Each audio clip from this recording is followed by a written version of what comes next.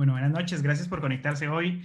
Viernes, ya final de semana, posiblemente algunos dándolo todo en la semana y cansados, queriendo llegar a descansar. El hecho de que estén conectados hoy dice un montón de lo que quieren lograr y espero que el tiempo que están invirtiendo acá sea de provecho. Respeto mucho su tiempo y espero que logren encontrar en él algo positivo y estoy acá para apoyarles. Voy a iniciar con algunas tareas que vamos a hacer al principio, meramente descargar algunos archivos, hacer un par de configuraciones. Si no entienden nada, no se preocupen. Después vamos a entrar en la parte de cómo funciona la interfaz. Entonces, vamos a entrar meramente en descargar un archivo, lo vamos a cargar en nuestro Google Colab y vamos a posteriormente a continuar con cómo funciona la plataforma y más adelante en el lenguaje de Python propiamente. Sí, de hecho estamos grabando, Tony. Gracias. Voy a compartir mi pantalla.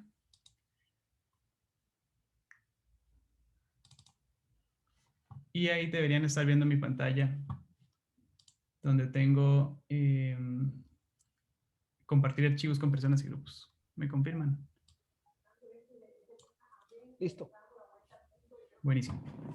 Ok, lo primero es, les acabo de compartir un link dentro del grupo de Telegram y de Zoom.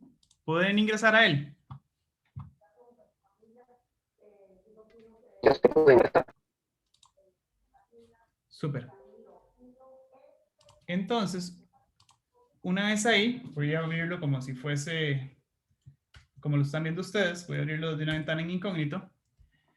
Una de las ventajas de Google Colab es que se pueden compartir archivos de diferentes formas. Uno puede compartirlo en modo de edición, entonces pueden trabajar varias personas dentro del mismo notebook o libreta o bloc de notas y pueden, eso es una gran ventaja para trabajar de forma colaborativa. Podríamos todos estar trabajando durante la sesión en este notebook.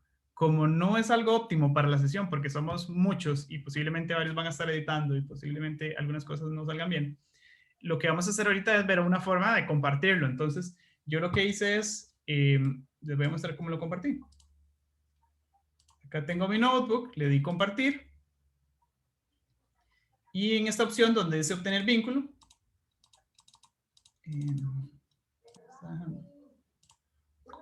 acá, es que estaba en otra cuenta.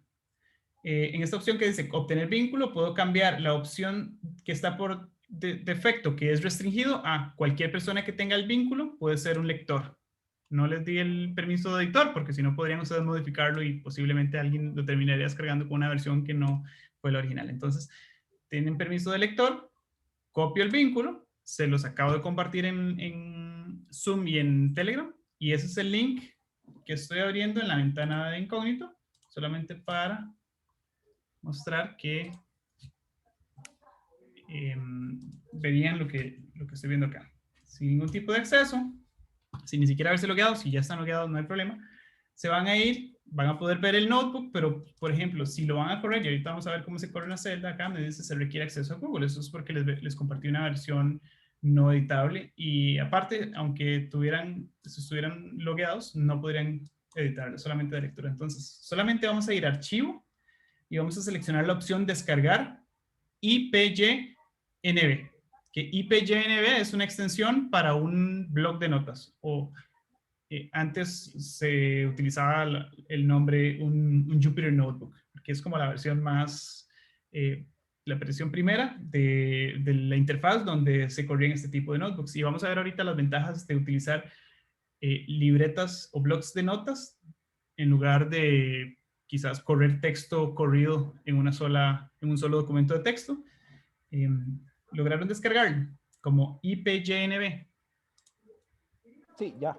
Sí. Entonces, lo cierran.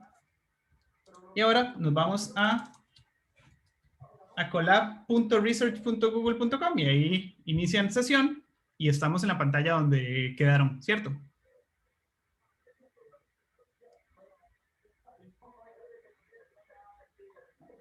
Estamos acá. Siéntanse en la libertad de decir me perdí. Hoy es meramente básico. La expectativa, por si hay alguno muy avanzado, es nos vamos a volver varias veces hasta que lo logremos. Entonces está bien no lograrlo. Sí, ahí llegué ahí. Buenísimo. Entonces cuando lleguen acá, pueden hacer varias cosas. Lo primero es, pueden abrir algún notebook que ya tengan cargado, como el que yo tengo, que es la sesión de hoy. Yo ya lo cargué, lo hice acá. O puedo crear un bloc de notas nuevo. Seleccionen crear bloc de notas nuevo y vamos a explorar la interfaz. ¿Estamos ahí? Si voy muy rápido, me dice, se vale no ir al mismo ritmo, porque el objetivo de hoy es empezar desde cero. Ahí me abrió. Perfecto, y tienen esta interfaz donde pueden ver esto que se llama una celda, como los que han utilizado Excel, utilizarían una celda en Excel, donde pueden hacerle doble clic y pueden editar el contenido, pueden hacer algunas operaciones matemáticas, o pueden correr algunas funciones, y una vez que salgan o presionen Enter, se regresa el valor de la operación, o el valor que le hayan ingresado. ¿Qué? ¿De Kevin y Agustín? Perdón. ¿Hay alguien en...? Voy a poner 12 minutos. Ok, estamos acá. Entonces, esto es un notebook nuevo. Esto no tiene nada. Está listo para poder hacer muchas cosas. Entonces, vamos a explorar un poquito esta interfaz. Esto es un notebook con una celda. Y dentro de la celda podemos ingresar, como en Excel, un valor. En este caso, un número entero. Y puedo cliquear este botoncito que me aparece a la izquierda que dice ejecutar celda. O también puedo utilizar los atajos del teclado, en el caso de las computadoras Mac, Command y Enter, o en las computadoras Windows, Control y Enter. Voy a cliquear el botón de play, pero eventualmente se van a dar cuenta que es más rápido utilizar los atajos del teclado. Entonces, la celda tuvo como input un valor de 1 y me regresa un 1. Es lo más básico que se puede hacer en Python. Ingresar un valor y que te regrese el mismo valor. ¿Todos pudieron ingresar un valor y que le regresara el mismo valor? Sí. Perfecto. Ahora, hay varios tipos de celdas. Existen las celdas como estas, que son para ingresar código y correr código de Python, o tenemos celdas que son de tipo texto. Y en estas celdas podemos utilizar unas guías que me permiten ordenar el documento. Van a ver ahora en el archivo que les compartí cuando lo carguemos, que eso ayuda un montón o no. Cuando estamos empezando y hacemos 5 calculitos, es muy fácil llevar el orden, pero cuando se hacen libretas donde hay muchísimos pasos, secciones, hay algunas que tienen un objetivo, resuelven un problema, arrojan un valor y luego ese valor se utiliza para seguir en otra sección, es sumamente conveniente utilizar estas etiquetas de texto. Entonces, esta celda ven es de texto y tiene las opciones típicas de un editor de texto. Para poner negrita, cambiar el tipo de tamaño del título. Y aquí un atajo rápido es utilizar el símbolo numeral para poder utilizar títulos de diferente tamaño. Por ejemplo, este sería, es solamente un numeral, entonces sería título 1. 2 numerales sería título 2. 3 numerales sería título 3. Si la corro con Shift y Enter o con el botoncito, ven que los 3 textos tienen un formato diferente. Entonces pueden utilizar estas etiquetas de texto para poder darle estructura a su documento. Entonces, por ejemplo, digamos que acá yo quería hacer 2 más 2. Aquí puedo decir en la celda anterior sumé 2 valores. Esto es súper básico, ¿verdad? Pero para explicarles cómo funciona. Entonces acá tengo un texto, acá puedo hacer otra operación, no sé, 6 dividido entre 3, y puedo ponerle un título a esto, puedo posarme en la celda anterior y selecciono texto, me inserto una celda entre ambas celdas y acá puedo utilizar tal vez un título 2, es decir, en la siguiente celda realizo una división. ¿De acuerdo? Y como ven, acá en la izquierda se me va generando un índice que me va ordenando todas las secciones del documento. Y esto, van a ver, este ejemplo que les estoy dando es bastante desordenado, pero entienden el punto. Entonces, ahora sí, ya que sabemos cómo se utiliza una libreta y sus componentes más básicos, vamos a cargar el archivo. Y bueno, acá tienen menús como para abrir archivos desde el Drive, poder guardar el documento, aunque este se va guardando cada cierto tiempo, o pueden Pablo, ¿te hago descargar. una pregunta? Claro. Perdón.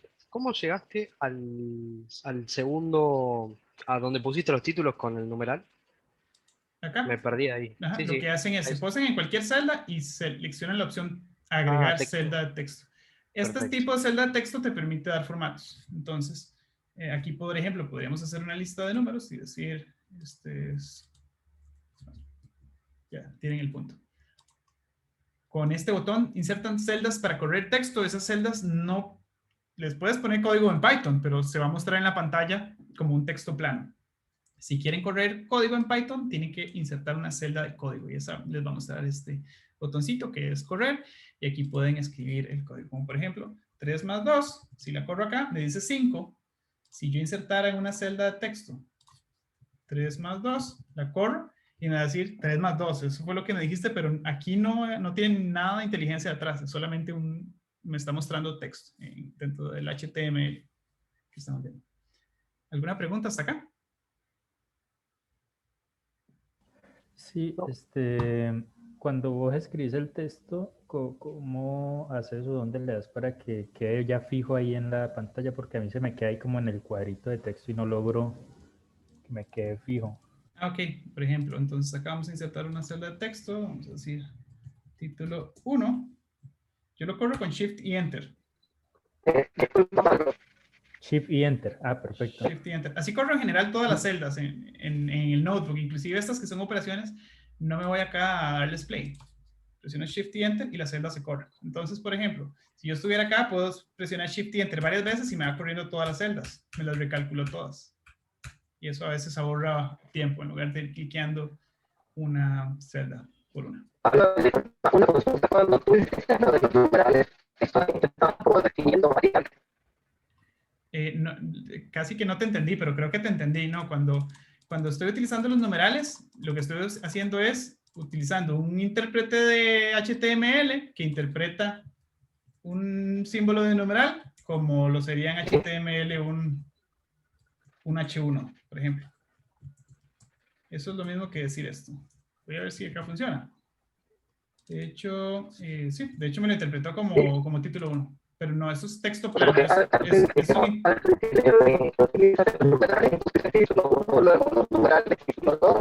Y es que no te escucho. Se escucha muy entrecortado. Si puedes tirar la pregunta por texto en el chat. No, tampoco. No, si quieres puedes tirar la pregunta por el chat. Claro, mejor por el chat, así puede Claro. leerlo. Buenísimo. Y así la vemos todos. Ok, ¿alguna otra pregunta con la interfaz? Porque ya vamos a entrar a la parte de Python. Esto es práctica. Dale. ¿Se me escucha? Sí, perfecto. Yo cargué el archivo que nos dejó para enviar en Visual Code y le cuento que Core es normal. ¿Cuál es la ventaja de usar, en este caso, Colab, que primera vez lo veo, a un editor de texto? Súper. Colab tiene varias cosas. Primero, tiene la interfaz. Segundo, tiene un administrador de paquetes que ya tiene instalado un montón de librerías de Python. En Visual Studio posiblemente tengas algún paquete. No sé si lo instalaste mediante Anaconda o lo instalaste solamente. Entonces, por la parte del paquete, Google Colab te ofrece algunas ventajas porque ya la mayoría de las librerías vienen preinstaladas. No tienes que preocuparte por eso. La segunda es que te corre en una nube. Estás teniendo capacidad de una computadora gratuita de Google, una capacidad relativamente limitada, que es comparable con el de una computadora normal. Muchas personas a veces no tienen una computadora suficientemente buena. Posiblemente Google Colab les resulte mejor en recursos computacionales que correrlo en local. Y lo tercero que yo diría, pero eso ya es más propiamente de la interfaz de Google Colab y Visual Studio, es la practicidad de poder, aunque en Visual Studio también puedes configurar celdas, los notebooks, Sí, imagino que ya lo tienes en Visual Studio con celdas. Pero bueno, si quieres podemos abarcar esas preguntas posteriormente, pero básicamente las libretas en general, que también se pueden usar dentro de Visual Studio, permiten romper los problemas complejos en partes pequeñas que son digeribles en cada celda. Entonces, en Visual Studio podrías tener la opción de correrlo como un texto completo, pero si se te rompe es más difícil saber dónde se rompió o entender un problema complejo en sus partes más pequeñas. Entonces, para empezar, y no te diría ni para empezar, en algunas empresas que trabajo, se utilizan libretas de notebook, inclusive en los niveles más avanzados de ciencia de datos y de algoritmos, por la practicidad. Pero puedes usar la plataforma que quieran. Si utilizan otra plataforma, asumo que pueden hacer el debugging y la investigación. Muchas gracias por la pregunta. Entonces, retomando las ventajas de Google Colab, es aparte que pueden compartir archivos y trabajar de forma colaborativa, tienen recursos computacionales de Google gratuitos, tienen algo que se llama tarjeta gráfica, que algunas computadoras no la tienen, es poquito, pero tiene. Y lo tercero es muchos paquetes que son códigos de Python que ya alguien escribió por nosotros, que nos vienen a resolver problemas muy complejos, ya están preinstalados, entonces no hay que estarlos instalando. Y aparte la practicidad de poder tenerlo acá en el web, si se me va la luz o algo así, lo tengo todo acá guardado. Entonces, pero todas tienen sus ventajas. Para empezar, sugiero empezar con Google Colab. A partir de la tercera sesión vamos a migrar a Jupyter Notebooks y vamos a ver otra opción. Pueden seguir en Google Colab o pueden migrar a Jupyter Notebooks. No hay ninguna diferencia desde el punto de vista de lo que pueden lograr.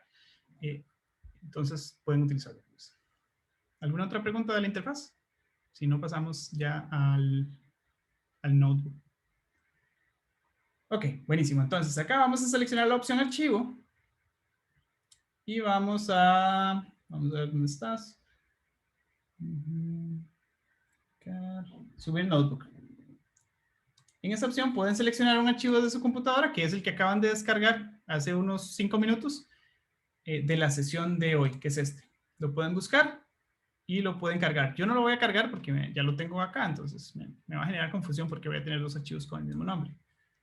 Pero eso me debería abrir una ventana con el notebook que yo les compartí para que hiciéramos los ejercicios de hoy. Me avisan si lo pueden cargar. Deberían llegar a este lugar.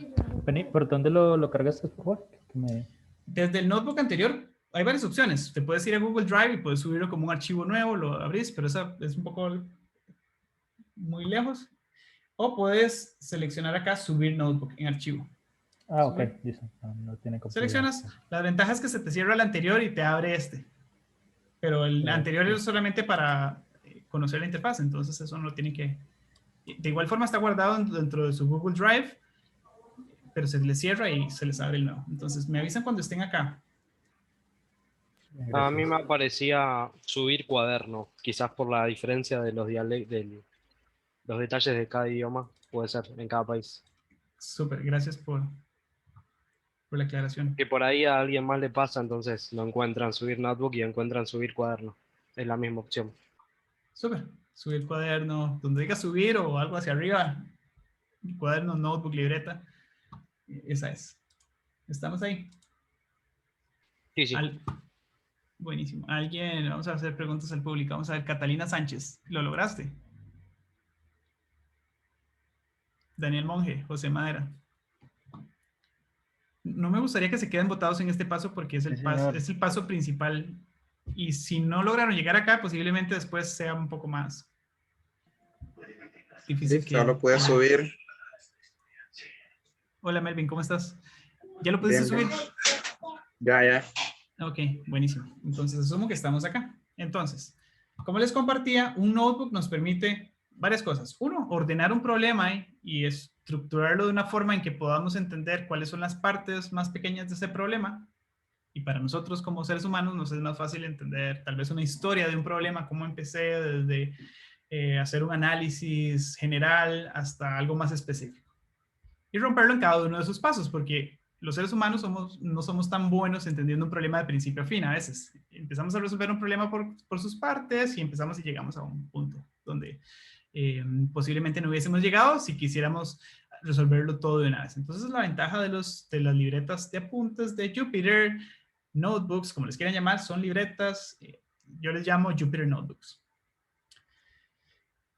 Como verán acá, también podemos estructurar de tal forma en que tenemos secciones. Cada una de esas secciones tiene una parte de los problemas que vamos a resolver hoy. Son problemas diferentes, pero me ayuda un montón a poder contarles la historia y ir por las partes de la sesión de hoy. Si no tuviera estas notas, me perdería. Por ejemplo, si yo brincara acá y digo conjunto, acá esto que era, no podría. Entonces, la recomendación es utilicen las funcionalidades de texto para poder estructurar sus códigos. No, vamos a ver, uno se imagina que los programadores están ahí corriendo código en terminal y letras verdes para arriba y para abajo. En la práctica no es así, bueno, por lo menos los que yo conozco. Se requiere mucha documentación y poder documentar lo que uno va haciendo para después, cuando uno vuelva a revisar lo que había hecho hace una semana, pueda saber qué era lo que había hecho uno, inclusive. Ahora imagínense otros. Entonces, comenten en lo que les funcione en términos prácticos, ¿verdad? Tampoco se van a poner a escribir una novela cada vez que corren 2 más 2.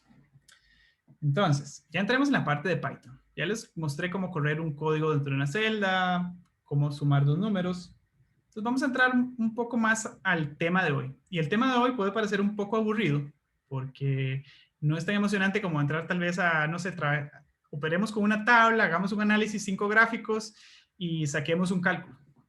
Posiblemente eso sea más entretenido que empezar por las partes básicas de programación. Y la programación no es más que datos moviéndose de un ladito a otro. Y esos datos tenemos que entender qué son. Y en general todos son datos moviéndose independientemente del área de aplicación. Por ejemplo, si yo tuviera una imagen y quiero interpretar qué es lo que hay en esa imagen, si un perro o un gato, al final esa imagen no es más que un montón de código binario, posiblemente, que son datos, aunque nosotros vemos una imagen. Pero esa fotografía, una canción de Bad Bunny, son datos controversiales, pero lo son. Entonces, al final, una canción, una foto, un video, un texto, una novela, un libro, todos esos son datos. Entonces, hoy vamos a entender cuáles son los bloques básicos. Si nos imaginamos y vemos un castillo, por ejemplo, y lo vemos ya construido, es posible que nos asuste la forma en que fue construido, el diseño de la persona que lo hizo, pero al final ese castillo no es más que piedras de diferentes formas, tal vez algunas uniones, algunas estructuras de madera y tal vez algún amarre por ahí. Entonces, la forma en que vamos a empezar hoy es, vamos a ver cómo son las piedras, cuáles son las piezas de madera, los amarres, y no vamos a brincar a ver castillos, porque si lo que hacemos es ver castillos, nos vamos a asustar. Y vamos a creer que no podemos llegar ahí, pero cuando dominemos ese bloque de piedra, en la pieza de madera, vamos a decir, con esto puedo hacer un puente. Y eso es donde queremos llegar eventualmente. Entonces, hoy vamos a ver cuáles son esos bloques. Y esos bloques son de diferentes tipos, porque diferentes tipos pueden almacenar diferentes objetos. Por ejemplo, un bloque de piedra almacena una pieza de silicio, creo, con ciertas características, pero ese objeto almacena esa descripción.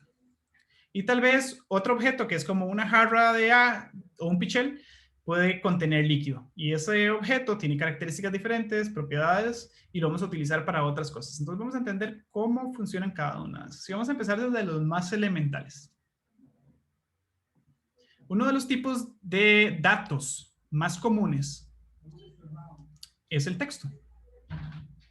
Como lo es su nombre, un párrafo de un libro, código, todo eso es texto. Pero la particularidad es que lo almacenamos de tal forma en que le decimos a Python, Python, esto no es otra cosa más que texto. No me lo interprete como código en Python, no me realice una operación, porque por ejemplo, si yo voy a hacer una operación acá,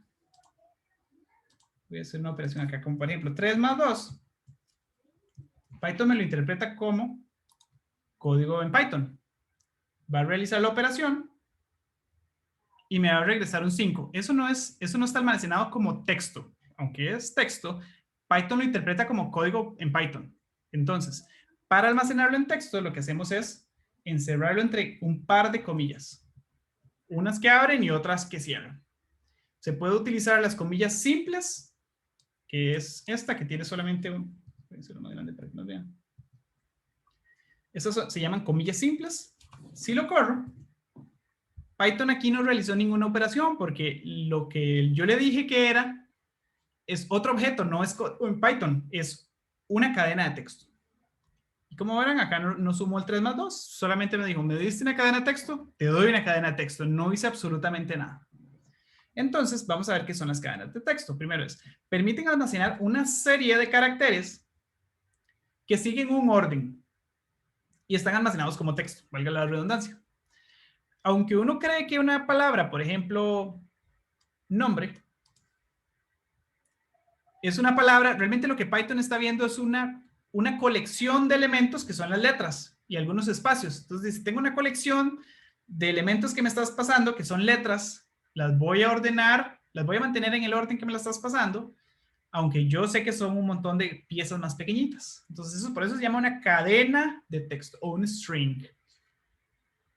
Entonces, esto es un tipo de datos que a su vez está compuesto por caracteres. Pero bueno, Python lo interpreta como un único elemento que a su vez se comprende de un montón de piezas pequeñas. Cadena de texto, eso es. Y aquí tenemos, y podemos hacer los ejemplos que gustemos. Y como les decía, podemos utilizar las comillas dobles, que serían estas. Voy a hacer este índice. Y aquí puedo insertar lo que yo guste. Buenas noches. Lo corro y Python no me realiza ninguna operación porque sabe que es una cadena de texto. O al menos no le he dicho qué hacer con él. Si yo solamente pusiera el código buenas noches y lo corro, eso no es una cadena de texto. Eso es código en Python, mal código en Python, porque de momento ese código no significa nada. Y me dice sintaxis inválido. Es decir, Python no sabe qué hacer con este código porque se supone que es su lenguaje, pero para él no significa nada aún. Nosotros podríamos decirle que eso significa algo, de momento no lo hemos hecho, entonces este es el tipo de error más común que tenemos en Python, que es sintaxis inválida. Vamos a ver muy común este tipo de errores y otros, y tenemos que familiarizarnos con interpretar qué tipo de error nos está generando. Usualmente, este error es muy sencillo, entonces se ve como que en el archivo en la línea 1, no sé qué hacer a partir de acá. Buenas noches. Tipo de error, syntax error, y como la descripción es sintaxis inválida.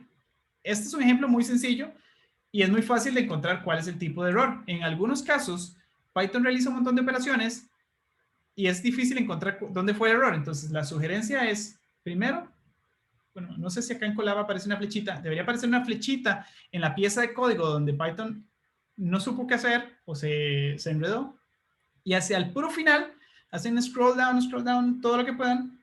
Al finalizar la descripción del error, debería decir el tipo de error. A veces son errores de sintaxis, a veces es que estaba buscando un elemento y no existía. Entonces te dice, no sé, no encontré la llave, o la llave es como decir, no encontré un objeto en esa ubicación que me indicaste. Entonces, este error es el que nos va a dar una guía de por dónde tenemos que corregir. Entonces, de momento es porque esto no significa nada. Vamos a ponerlo entre comillas. Lo corremos como texto. Y ya me corre. Aunque no hace nada más que devolverme el texto inicial que ya les mostré. Bueno, eso era bastante sencillo. Entonces, vamos a empezar de lo súper sencillo. Sé que se van a aburrir en esta parte, pero después vamos a terminar en la parte más compleja. Entonces, vamos a ver, pero el texto nos debe funcionar para algo, ¿verdad? Porque no solamente lo vamos a meter y que nos lo regrese, no. El texto puede funcionar como un parámetro de una operación, como por ejemplo, la letra de una canción, que es texto, podría ser tomada por una función que va a tratar de leer qué hay en esas letras, en esas palabras, y tratar de determinar si la canción es romántica o es un género metalero. Entonces, ese texto puede funcionar para hacer otras cosas. En este caso lo vamos a utilizar para demostrar lo que es una función. Una función en Python, por lo general, denota una acción. El nombre de la función denota un verbo, como por ejemplo, imprimir.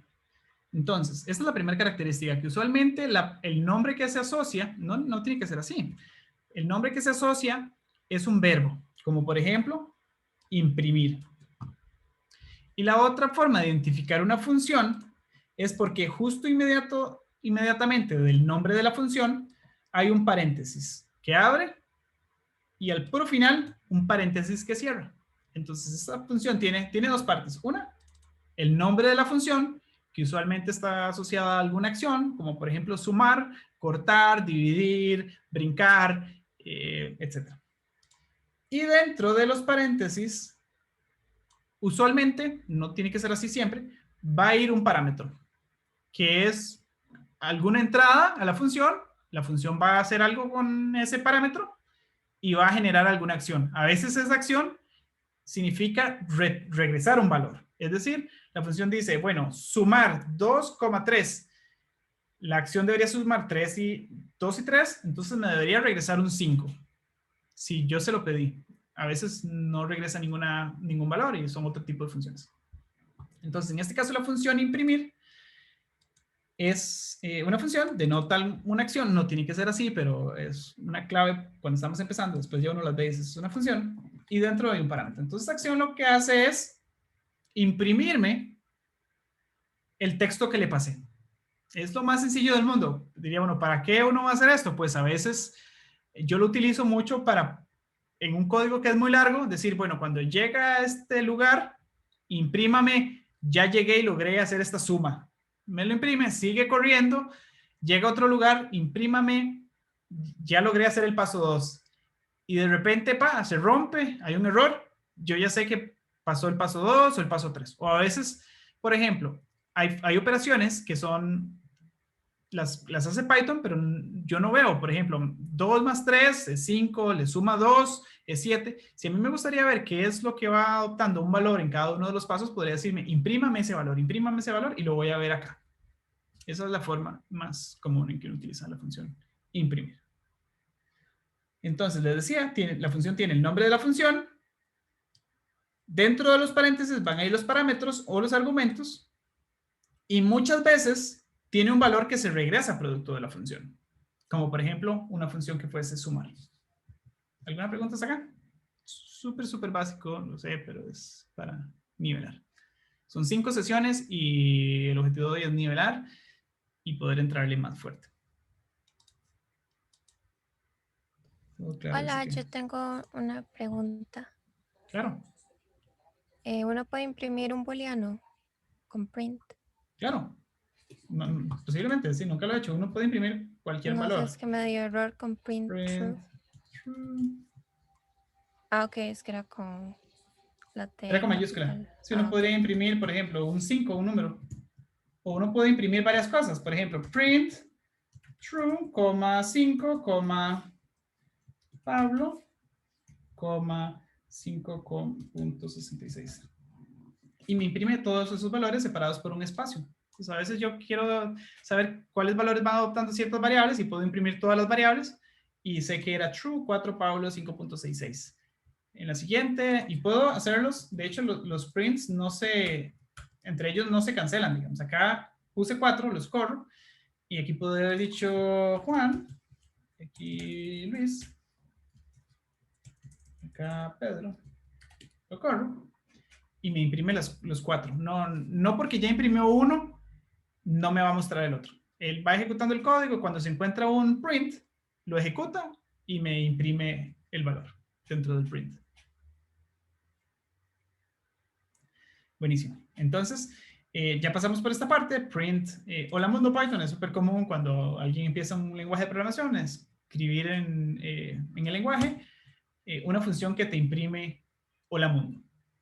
Entonces, todos la corrieron. Asumo que tienen el notebook y pueden correrlo. Entonces, vamos a seguir con la siguiente parte.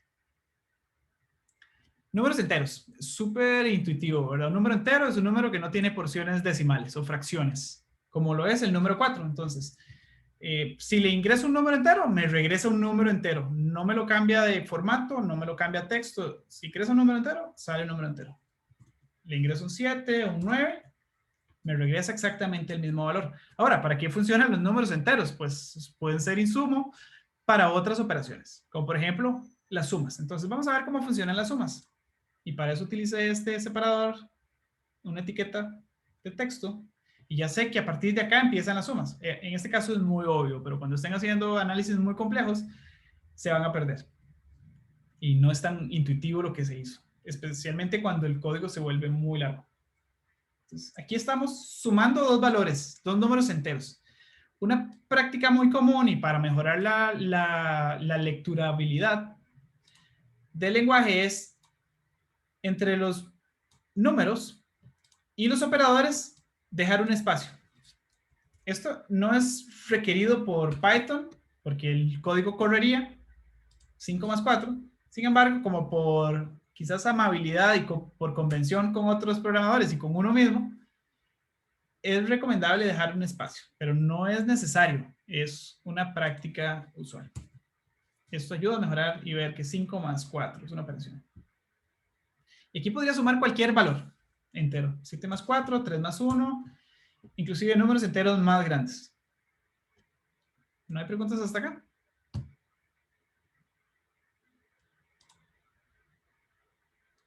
No, por mi parte no.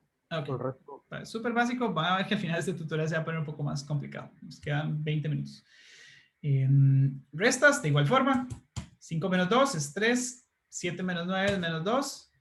Este número menos este número es este otro, en negativo. Porque el de la derecha excede el de la izquierda. Súper, súper básico, ¿verdad? Eso es lo que haríamos con números enteros. Podemos utilizar operadores matemáticos y generar otros números enteros en este caso. Ahora, números flotantes o decimales, le puse decimales, pero son números flotantes porque hay muchos tipos de números decimales en Python. A veces algunos solamente tienen 2 decimales, a veces algunos tienen un montón. Entonces, números flotantes tienen decimales. De momento, quedémonos con eso. De igual forma, puedo hacer ingresar un valor, regresar otro, y no me hace ningún tipo de cambio. Esto es un número decimal o flotante y me regresa un número decimal o flotante. Puedo hacer operaciones matemáticas. Si yo sumo un número flotante con otro número flotante, me regresa otro número flotante. ¿Qué pasaría si, por ejemplo, yo sumo un número entero con un número flotante? Me va a generar un número flotante, porque Python, aunque él interpreta esto como un número entero, lo convierte a flotante, que sería, no sé, un 5.0, que para una computadora 5.0 es diferente a un 5. Porque el tipo es diferente de dato, pero no solo eso, sino porque la forma en que lo almacena en la memoria es diferente, porque cuando son números enteros, la computadora dice, bueno, van a tener menos dígitos, no tengo que preocuparme por guardar esa cosilla que va después del punto. Entonces, la forma en que lo interpreta la computadora es diferente, aunque un 5 sea en la práctica lo mismo que un 5.0. Entonces, la computadora dice, bueno, ese número entero ya no es un número entero, va a ser flotante, lo voy a sumar con otro flotante y me va a regresar otro número flotante. Entonces, si sumo un número entero con uno flotante, me va a regresar un número entero o un número flotante.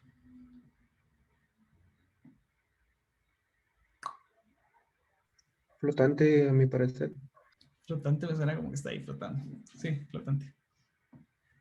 Ok, bueno, ahora, un truco muy útil es saber qué tipo de objeto estamos trabajando en Python. Porque uno puede decir, bueno, este 5 parece un 5, pero bueno, será flotante o entero, o esto que parece una cadena de texto, tal. Parece una cadena de texto, pero puede inclusive que sea otro tipo de objeto. Entonces, una función, bueno, esta no denota una acción, pero bueno, esta es una función. Una función dentro del, se le llaman funciones, no sé en español, se llaman built-in functions. Son como funciones que ya vienen dentro de la versión de Python más básica. Eso, puro código en Python, no hay ningún paquete instalado, no hay ninguna librería. Son funciones que vienen por defecto dentro de la versión más elemental de Python. Estas funciones se identifican porque vienen por sí solas. Usualmente no traen, no usualmente, no tienen un antecedente, que ese antecedente puede ser la librería a la que estén asociadas. Estas funciones vienen ya instaladas en Python. No hay que importar ningún paquete y vamos a ver qué son esas cosas en otras sesiones. Utilizamos la función type. Y type lo que me regresa es el tipo de objeto que tengo, o el tipo de dato. En este caso, un flotante. Y en este caso, un número entero, que se reconoce por las letras int. Y ya sabemos que es una cadena de texto. Me regresa las letras str, que significan string, o en inglés, cadena de texto. Este número es un flotante. ¿Vamos bien hasta ahí? Súper básico.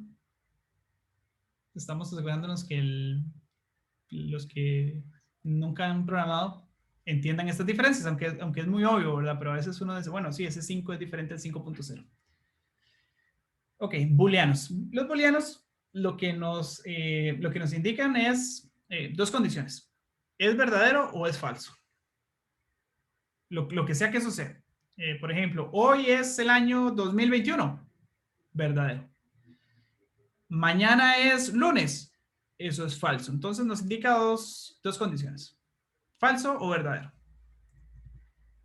Y la forma en que se escriben estos dos booleanos, en el caso de verdadero es true, por true en inglés, tienen que poner la letra T en mayúscula. Si ponen la letra T en minúscula, Python le dice, y vamos a ver qué es este tipo de error. Este es otro tipo de error muy común. Como les decía, nos vamos aquí a esta partecita y nos va a decir la categoría a la cual pertenece el error. Me va a decir name error. Name error lo que quiere decir es que una variable, hay un error asociado al nombre de una variable. En este caso, la descripción nos dice que el nombre de la variable true no está definida, porque true en minúscula es diferente. Vamos a ver, Python es case sensitive, distingue entre mayúsculas y minúsculas, y dentro de eso algunas variables que ya están predefinidas como true. True es una variable que está predefinida en Python. True significa true, pero true en minúscula, como por ejemplo true, yo lo podría asociar al valor 5. Y si yo imprimo que tiene la variable true, me dice 5, pero en este caso true con T minúscula es una variable diferente a la variable que ya viene preconstruida en Python, que es con T mayúscula. Ese true significa verdadero y se puede interpretar también como un 1. Ya vamos a ver. Entonces, vamos a ver para qué funcionan los operadores booleanos, las variables booleanas. Se utilizan para hacer operaciones lógicas. Y esas operaciones lógicas son como las que le decía. Hoy es igual a, vamos a ver, el año en el cual se encuentra el día de hoy es igual a 2021. Si el resultado de esa prueba lógica es un verdadero, me va a generar un true. Entonces, por ejemplo, si yo diría que el día, y vamos a crear una variable d, ahorita vamos a ver qué son variables. Vamos a decir que hoy el día es 5. Yo puedo hacer una prueba lógica para decir d es igual a 5. ¿Y cómo estoy preguntando si d es igual a 5? Utilizo dos signos de igual de forma seguida. Dos símbolos de igual de forma seguida no representan una asignación, como en este caso a la letra d le asigné el valor de 5. Si utilizo dos símbolos de igual, es una prueba lógica. Y esa prueba lógica es d igual a 5. Y si lo corremos, me dice que es verdadero. ¿Pero por qué d es un 5? Solamente que lo estamos representando mediante el nombre de la variable d, que es exactamente lo mismo haber dicho si 5, que correspondería a este 5 que estaba asociado al valor de d, es igual a 5. Nos va a dar verdadero. Y así puedo hacer otras operaciones. 2020 es mayor al 2021. Esto me debería generar un ¿qué? Falso. Un falso.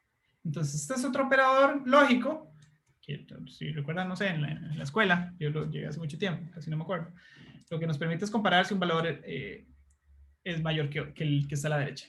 Y de igual forma el valor menor. Entonces, las operaciones lógicas lo que nos permiten es hacer comparaciones de diferentes tipos, si son mayores, menores, iguales. En este caso, y les quería mostrar algo bien interesante, es que la variable false con F mayúscula, que es una variable que viene preconstruida en Python, realmente lo que tiene es detrás un valor de 0, porque es un 0 de binario y es un 0. Y la variable true con T mayúscula, que viene preconstruida en Python, tiene asignado un valor de 1, porque al utilizar el operador de comparación, que son dos símbolos de igual, me genera un verdadero. Es decir, para la computadora son exactamente lo mismo, aunque nosotros veamos que son dos cosas diferentes. Yo el operador de comparación, adelante Javier, okay. el operador de comparación puedo utilizarlo para cualquier tipo de objeto, cadena de texto, números enteros, tablas, fotografías. Yo podría decir, fotografía 1 es igual a fotografía 2 y me va a generar, porque al final lo que hay asociado a cada variable o a cada objeto es un código. Y si la computadora lo que interpreta es que ese código es exactamente igual al otro código, te genera un verdadero. Entonces no hay ninguna restricción para poder comparar objetos. Pues se pueden comparar fotografías, canciones, tablas, operaciones, etc. Solo una pregunta. Claro. En Python no se utiliza el triple igual, solamente es 2 iguales. No conozco otro lenguaje donde se usa el triple igual. Me enseñas. JavaScript. Luego. Wow, buenísimo. Ya nos ilustraste. No, acá no. Es doble igual para comparación y un igual para asignación de un valor a una variable. Ah, ok, perfecto. Gracias. Muchas gracias por la pregunta.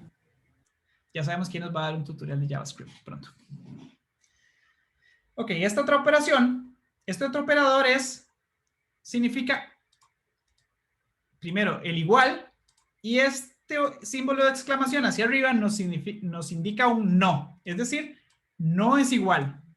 Entonces, la operación lógica sería, ¿es este valor de la izquierda no igual al valor de la derecha? De hecho, son diferentes. El orden de las letras cuenta, ¿verdad? Entonces, el resultado de esta operación lógica, ¿qué debería ser?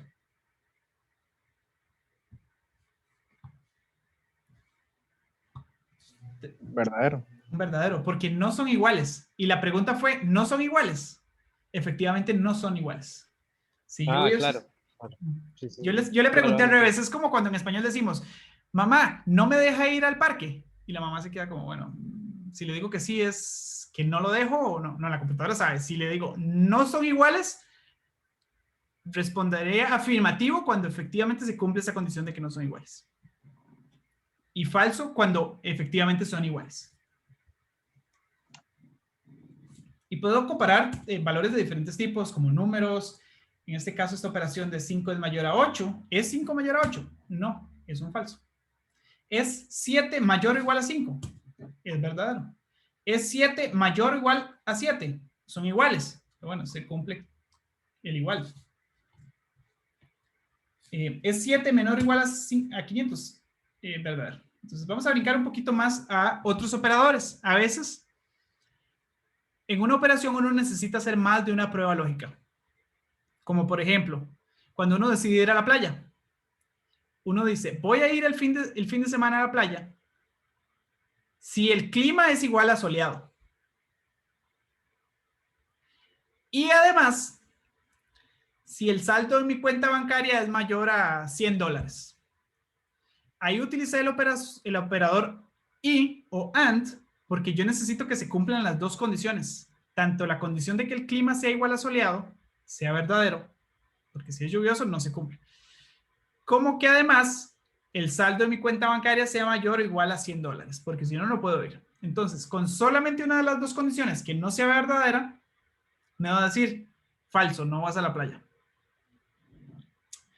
Ahora, ese es el primer tipo de operador, el AND. Cuando yo necesito que ambas condiciones a ambos lados del AND se cumplan como verdaderas para que me regrese un valor verdadero. En cualquiera de las otras condiciones, si uno no se cumple o del todo ninguno se cumple, me regresaría un valor de falso. Pero bueno, eso no les quiero entrar tanto en ese tema porque realmente no es un tema de Python, es más un tema de como tablas de verdad. En resumen, el símbolo de ampersand se utiliza como el operador de AND. Y este símbolo que es un palito que se llama, creo que le llaman un piper o un piper, creo. Ese símbolo es el símbolo de O, que es la otra condición. Les voy a poner otro ejemplo. Voy a ir a la playa si se cumple lo siguiente.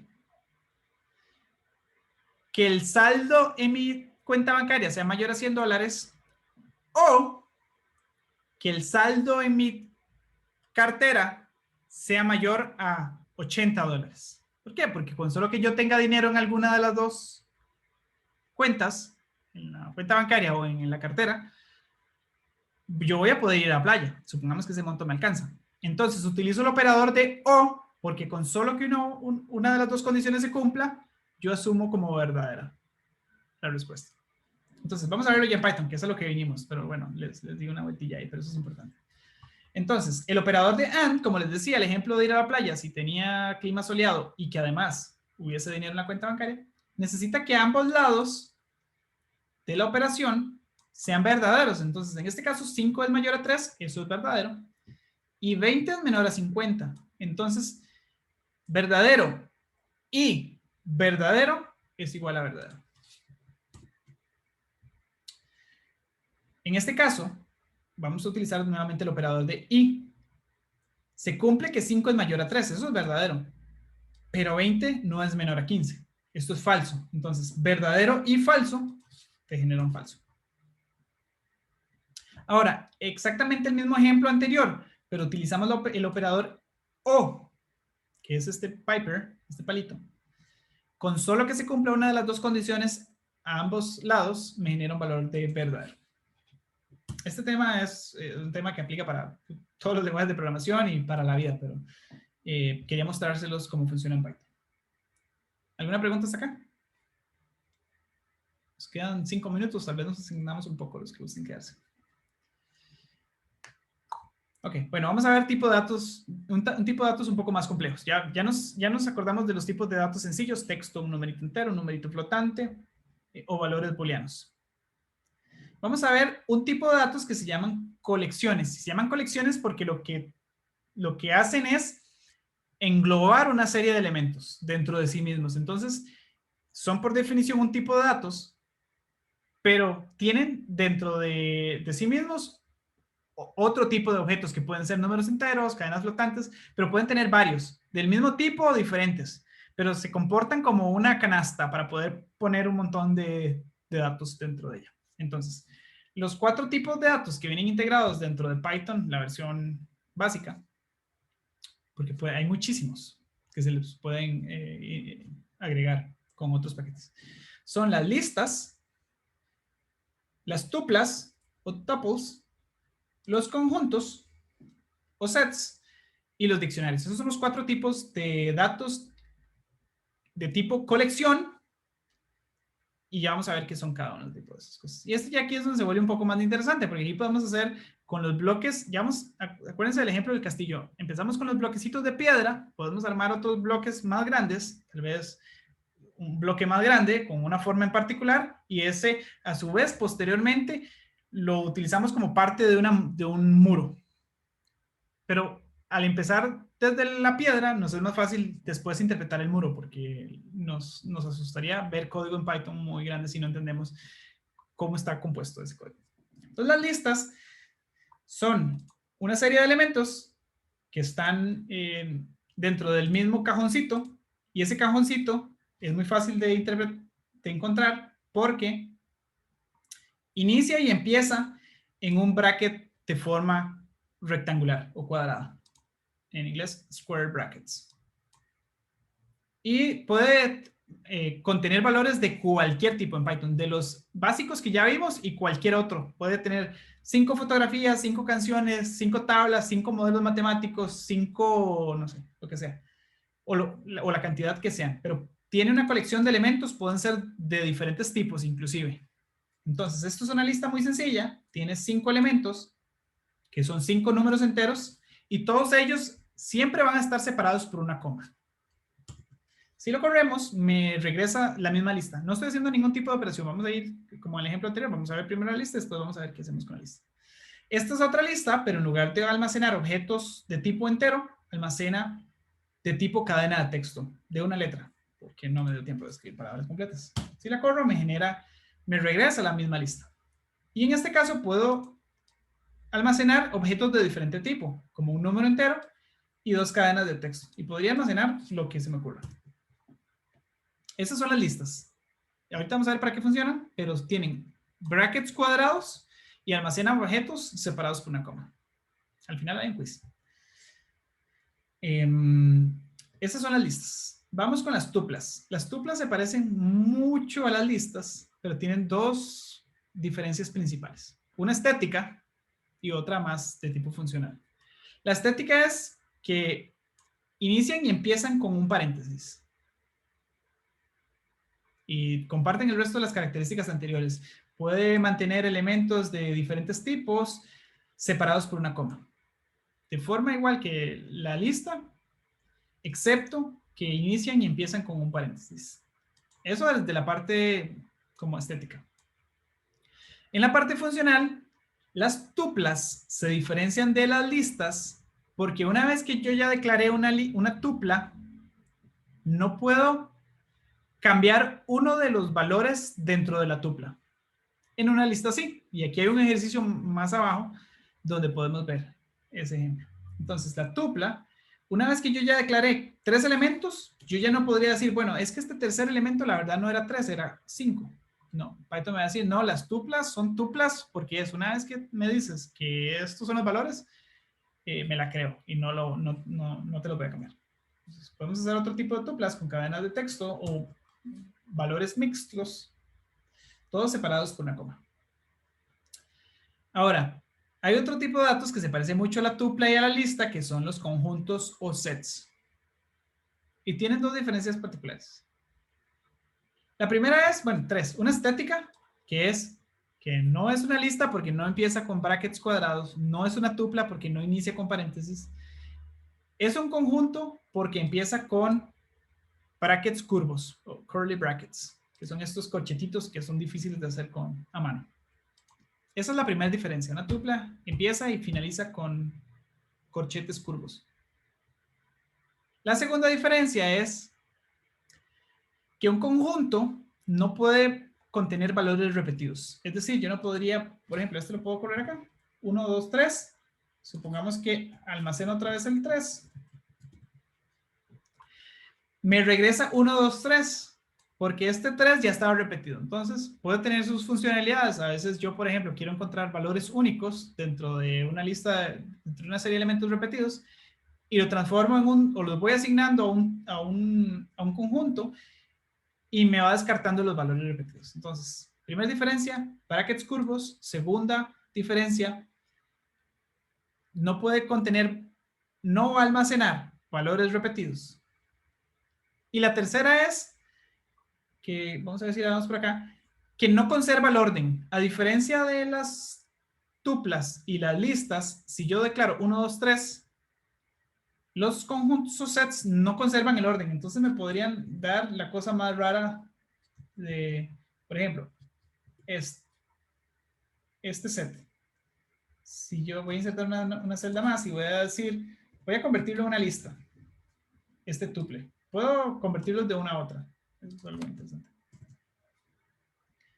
Ven que en este caso no me conservó el orden. Me puso primero la N, luego el 5 y por último Juan.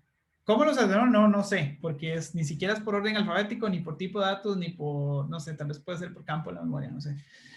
Pero los sets no mantienen el orden.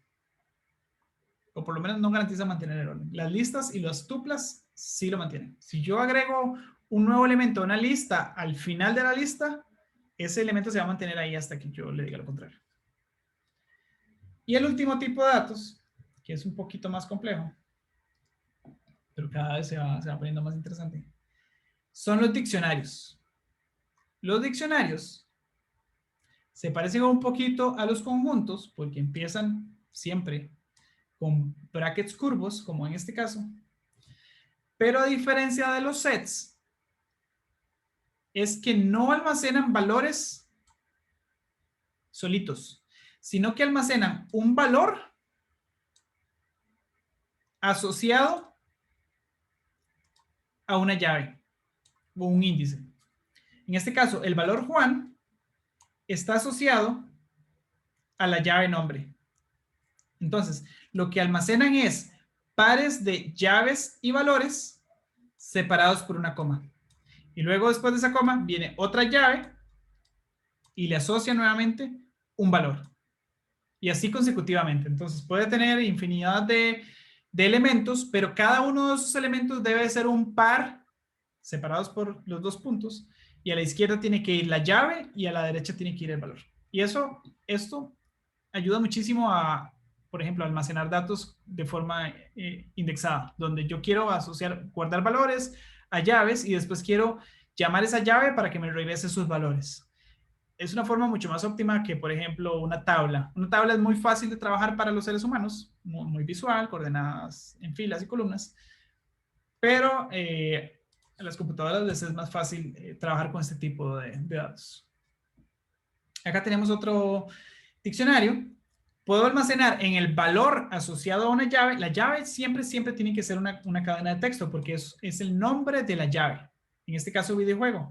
Yo le puedo asignar un valor que es una cadena de texto y así consecutivamente, pero puedo asignar cualquier valor. Yo podría asignar una llave, 2 puntos y un archivo que fue leído, interpretado como una fotografía y es un objeto como una fotografía y la guardo aquí. Tal vez con el nombre de una variable, pero puedo almacenar como valor cualquier tipo de objeto en Python y asociarlo a una llave dentro del diccionario. Pablo, ¿Sí? hola. Hola, Hola, Julián. buenas noches. ¿Cómo Buenas estás? noches. Bien, gracias. Una pregunta. Yo tengo entendido que los diccionarios son más eficientes que las listas y las tuplas y los demás estructuras de datos. Porque supongamos cuando uno busca en una lista, uno está iterando elemento por elemento.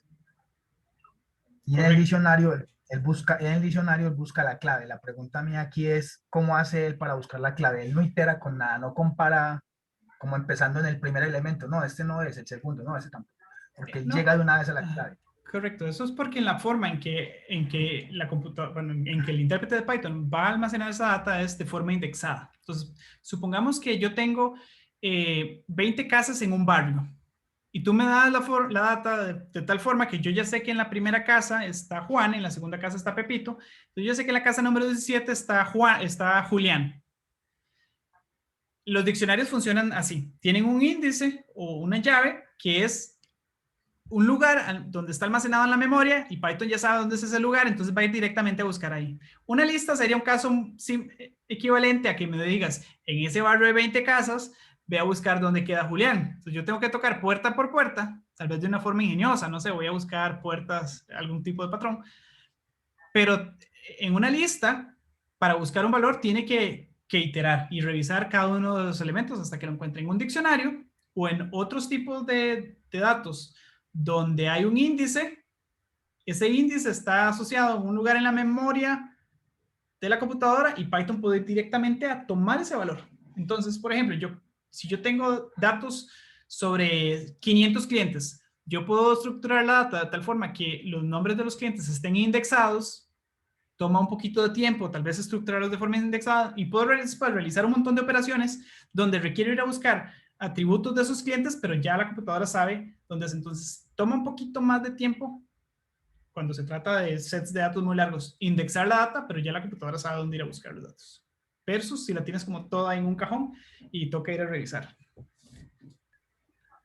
Listo, gracias. Muchas gracias, Julián, por tu pregunta. Esta parte ya la vimos, que es la asignación de... Una pregunta, claro. Pablo. Con respecto ahí a los diccionarios, el resultado que él muestra no lo muestra en orden, digamos. Correcto. Los diccionarios son otro tipo de objeto que son no ordenados. O sea, los diccionarios que por defecto Python trae en su versión más básica. Es un diccionario que no guarda orden. En el par de llaves y valores. Correcto, ¿verdad? No me va a cambiar videojuego es igual a fácil y buscaminas es igual a idioma. Eso no me lo va a hacer. Lo que no me va a guardar es el orden en que almacené los valores, que esos valores son un par de una llave con un valor. Correcto. No guardan el orden. Hay otro tipo de objetos, que es, por ejemplo, los diccionarios ordenados, que particularmente hacen eso. Si tú le dices, este es el orden, así se queda. Gracias. TXRX. Vamos a ver este tema, ya lo vimos.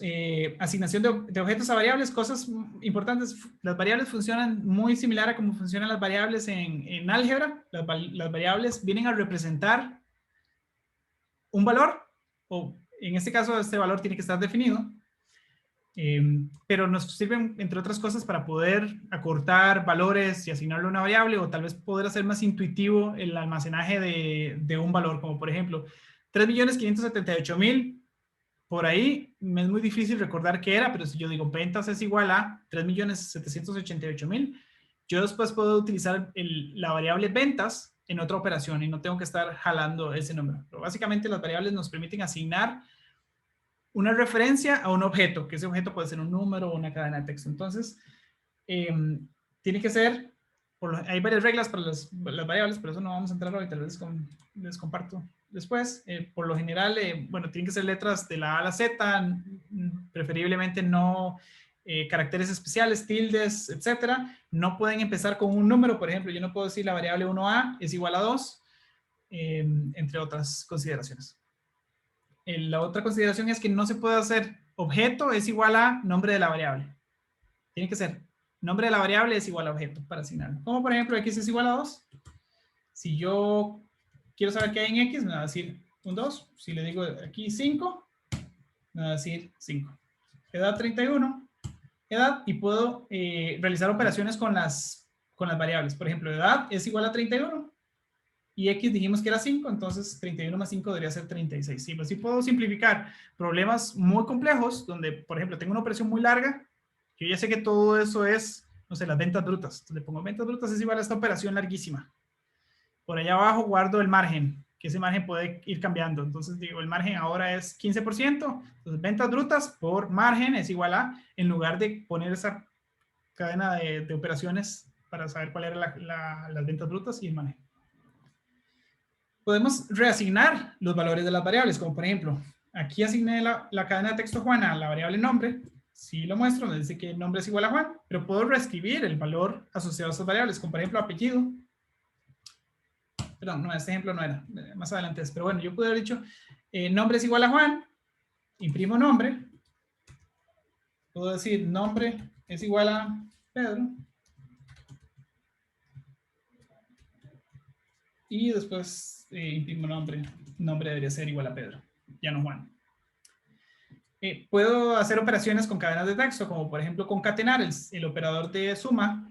Cuando son cadenas de texto, lo que hace es concatenar. Entonces, la variable nombre tenía Juan, el apellido tenía Rodríguez, entonces puedo decir nombre más apellido. En este caso me concatena ambas cadenas de texto juntas, entonces puedo haber tal vez puesto acá un espacio, o haber puesto un espacio como uno de los pedacitos de la cadena de texto que quiero formar. Entonces, ambos me hubiesen dado Pedro Rodríguez. Bueno, acá les quería mostrar el ejemplo de la reasignación de variables. Ya lo vimos. Yo puedo Pablo, qué pena. Claro. Pues quería dar el aporte, por no sé si algunos ya sepan o no, que Python es un lenguaje, no es fuertemente tipado. Pues no sé si entra en este instante. Por ejemplo, yo le puedo cambiar el tipo de dato a una variable, cosa que en otros lenguajes no se puede. Ah, ok, claro. Ok, correcto. Sí, creo que por ejemplo en JavaScript tienes que, en Java, perdón, tienes que decir, esta variable es un número entero y se va a llamar variable 1 y le asignas un 8. Después no podrías a variable 1 asignarle la cadena de texto Pedro, porque ya esa variable conserva el tipo de valor. Entonces, para bien o para mal, esa restricción no existe en Python. Posiblemente pueda ser contraproducente. A veces yo he visto que se me pegan procesos porque empieza a sumar números que están almacenados como cadena de texto, y esa concatenación toma un montón de recursos más que sumar números. A veces se me queda pegada a la computadora y es porque está sumando textos y lo que está haciendo es poniendo uno tras de otro. Entonces, no es muy eficiente en uso de memoria. Entonces, sí hay que tener cuidado porque puede cambiarse. Por ejemplo, el nombre, yo podría ser igual a 28 y después veo nombre y efectivamente lo que tiene es 25, y si yo hiciera aquí la concatenación, perdón, de nombre y apellido, me va a dar un error porque me va a decir no puedo sumar un número entero con una cadena de texto. Pero bueno, hay que tener cuidado con eso. Gracias, creo que fue Julián. ¿Cuál era tu nombre? Sí, Julián. Sí, sí. Por tu aporte. Entonces hay que tener cuidado, súper valioso el aporte, hay que tener cuidado con el tipo de datos porque puede cambiar y eso me puede romper otro proceso que asumía que el tipo de dato era de un tipo y ya no es. Entonces vamos a hacer un par de cositas más, ya vamos a terminar, nos quedan 7 minutos. Vamos a hacer reasignación de valores dentro de una lista o dentro de un tuple, que no se puede, y otros así. Entonces, por ejemplo, en la lista, en este caso lo estoy asignando a una variable. Si yo quiero saber cuál es el valor asociado al índice 1 en Python, que dicho sea de paso, los índices son una forma de ordenar objetos o de hacer referencia a objetos.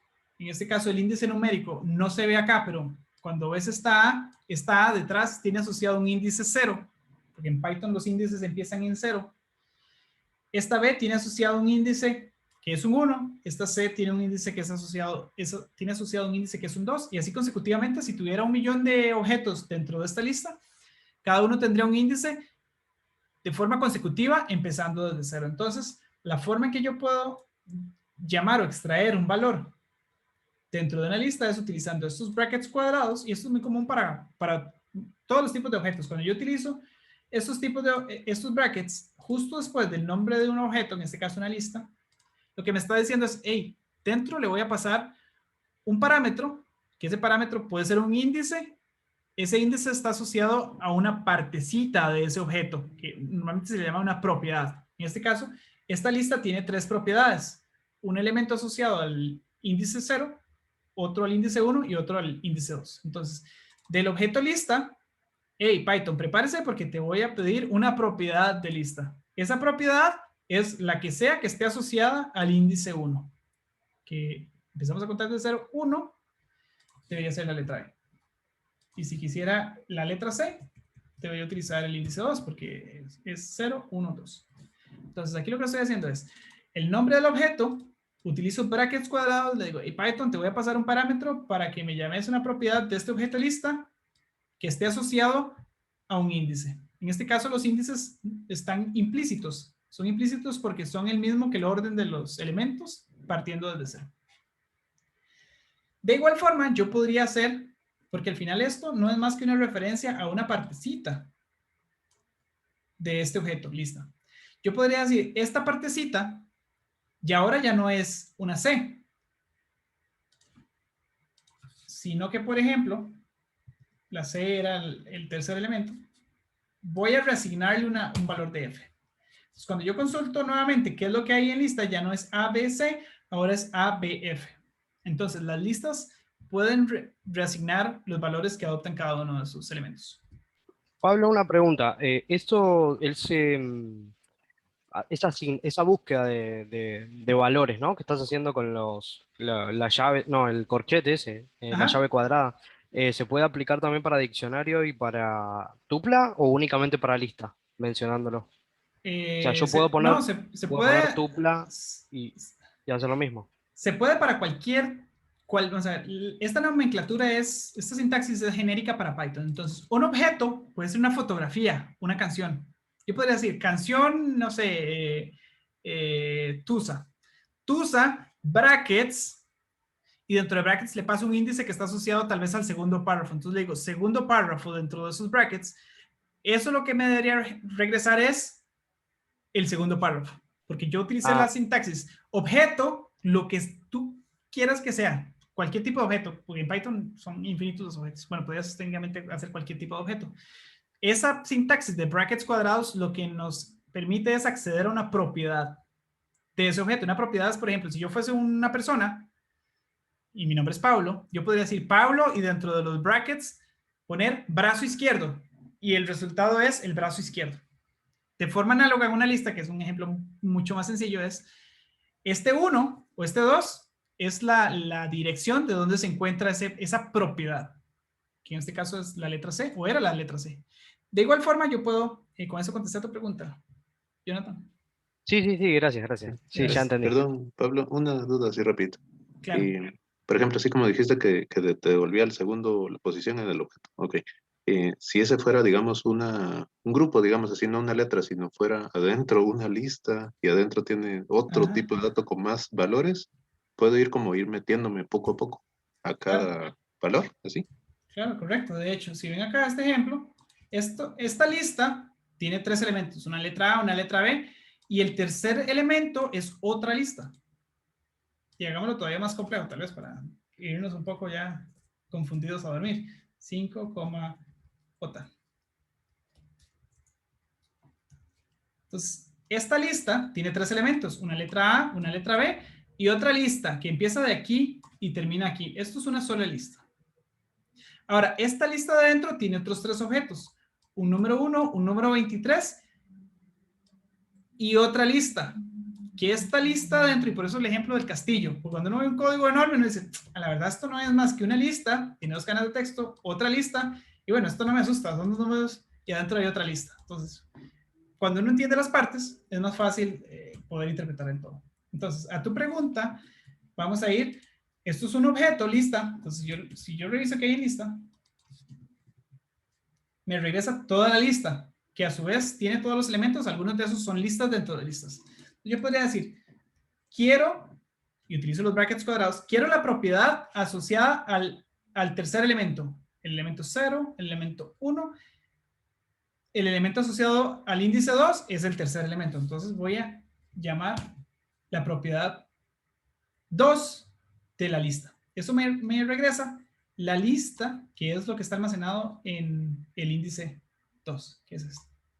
Ahora, yo este objeto, digamos que yo les ponía el ejemplo de la persona. Pablo, brackets, brazo izquierdo. Eso me regresa el brazo. Pero yo podría decir, Pablo, brazo izquierdo, brackets, mano. Y me regresa solo la mano. De nuevo, brackets, dedo pulgar, y me regresa solo el dedo pulgar. Yo parto del objeto grande y voy seleccionando porciones más pequeñas y cada objeto a su vez puede tener otras propiedades. Como por ejemplo, una tabla podría tener filas. Y dentro de una fila podría tener la tercera columna. Entonces uno puede decir, seleccióneme la segunda fila y luego que tenga ya esa fila, que sería el ejemplo de la mano, seleccióneme el valor en la tercera columna. Entonces, ¿cómo lo haríamos acá? Esto no es a su vez más que otro objeto. Esto es otra lista. Yo podría decir, bueno, de esa lista quiero que me tome el tercer elemento. El 0, el 1, el 2.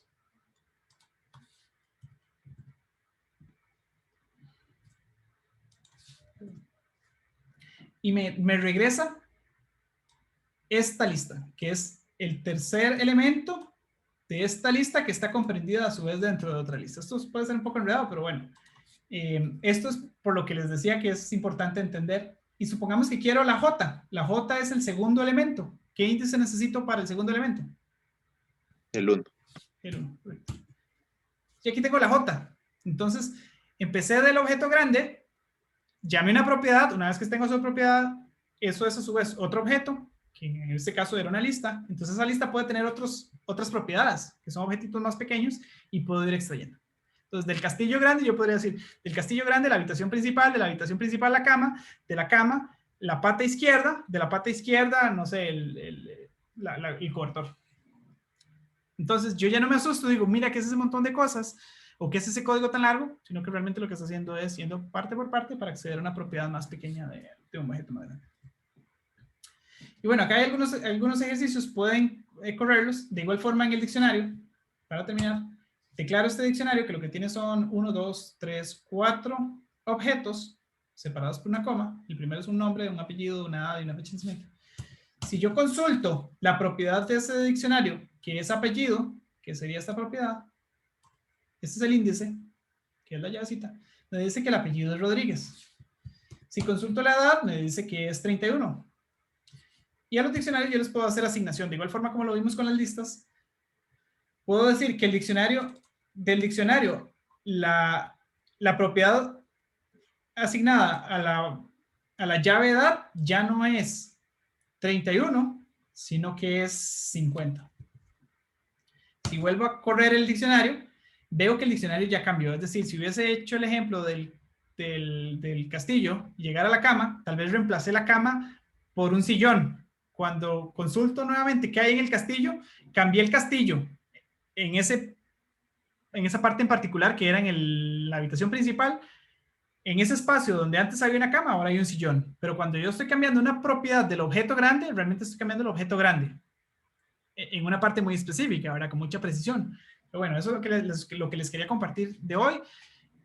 Yo les sugiero que revisen el tutorial de tipos de objetos que les compartí en YouTube. Es un tutorial, pueden buscar otros, no tienen que ver el mío, porque esto es súper elemental para poder brincar a las aplicaciones de Python. Y en la sesión 2 vamos a entrar ya en aplicaciones. Entonces, es súper valioso y necesario que comprendan para qué sirven cada uno de estos tipos de objetos y no vamos a lograrlo si no entendemos qué son cada uno. Entonces, en un código en Python, y les voy a mostrar en la sesión 2, vamos a agarrar un código bien complejo, además de decir, esto es una lista, esto es un número entero, esto es una cadena de texto, esto es un tuple, y dentro de ese tuple hay una lista. No me asusta, al final son un montón de bloquecitos que forman un código más grande, pero uno lo puede descomponer en sus partes más pequeñas. ¿Alguna pregunta? Ya por aquí estaríamos con la parte de contenido. Nos quedaríamos unos 10 minutos más si quieren preguntas, y si no, estaríamos por ahí. No, yo entendí Sí. todo. Ah, perdón, dale. Disculpa. Claro. No sé si puedes explicar las asignaciones de tuplas y de conjuntos, por favor. Claro. Gracias. Ok, les decía que las tuplas, ¿cuál era la diferencia? No tienen que acordarse, pero bueno, las tuplas estáticamente empiezan y cierran con paréntesis, pero la característica más importante es que son inmutables, es decir, no se puede reasignar un valor una vez ya esté declarado. Entonces, supongamos que yo declaro esta variable tupla como este tupla.